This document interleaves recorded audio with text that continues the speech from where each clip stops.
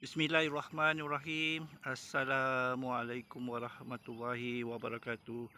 Alhamdulillah. Kita jumpa lagi di video yang baru ya. Pada episod yang baru, saya nak tunjukkanlah semalam dan juga awal pagi tadi hujan sangat lebat dan inilah hasil tanaman dia. Saya rasa agak subur. Saya dah buat keputusan saya nak elakkan akar pokok durian ni.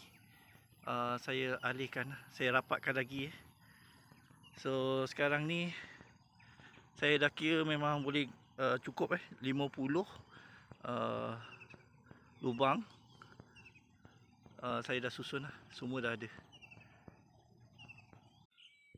Ini aja yang belum dipindahkan ke tanah. Saya kira ada 19.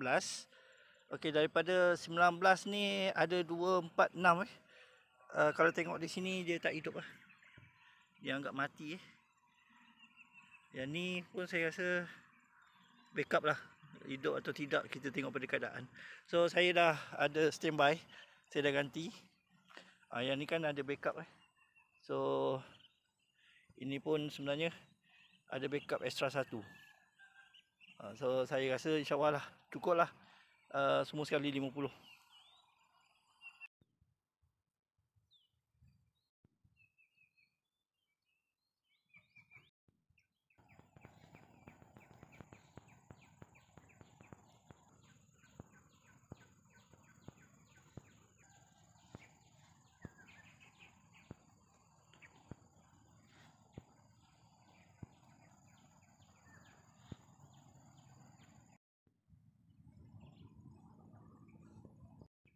Alhamdulillah dapat juga disiapkan keadaan cuaca yang agak tak menentu.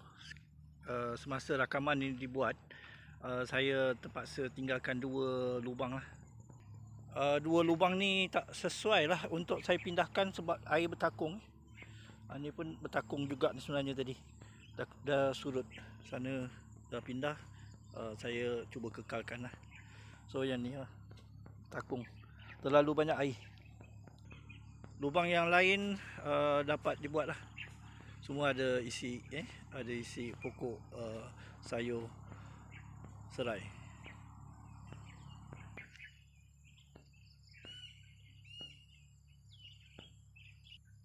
Ini antara contohlah anak serai yang baru tumbuh ni.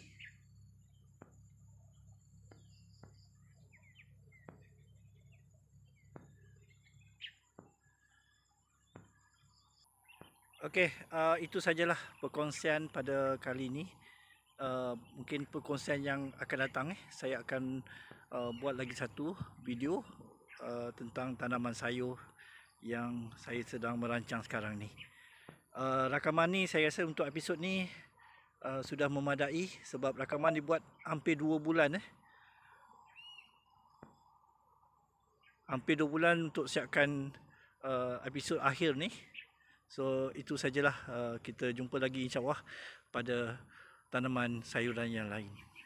Assalamualaikum warahmatullahi wabarakatuh.